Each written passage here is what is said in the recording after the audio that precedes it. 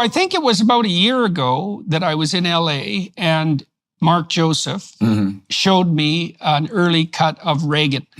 Yeah. It's changed from then.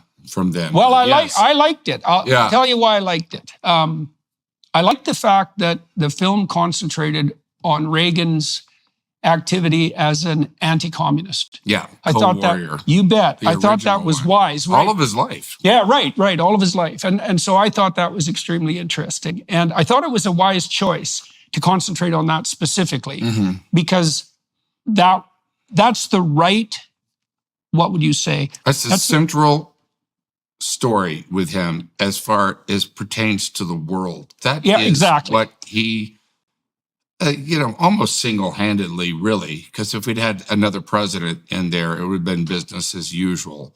He defeated communism. Yeah, won the Cold War. He defeated it in its last iteration. It's making a lovely comeback at the moment. Well, we didn't. He didn't help them. No, he certainly didn't. No, I agree. Which is, yeah, and I thought the film did a very good job of concentrating on what truly was central about his presidency, and I think that is what was central. And it was daring, and as you said, he had committed his whole life to it, and so that was interesting.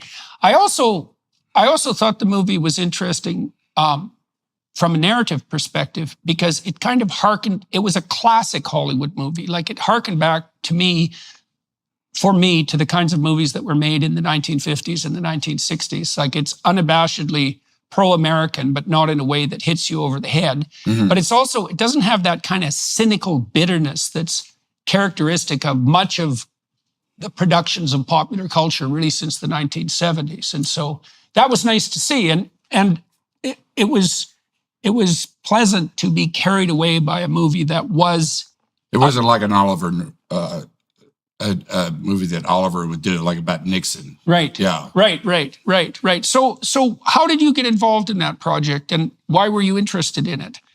I took a meeting, I think this was like 2017, that I heard these people, they want you to play Reagan. And I was just like, sure, right. Because I didn't think I looked like Reagan or...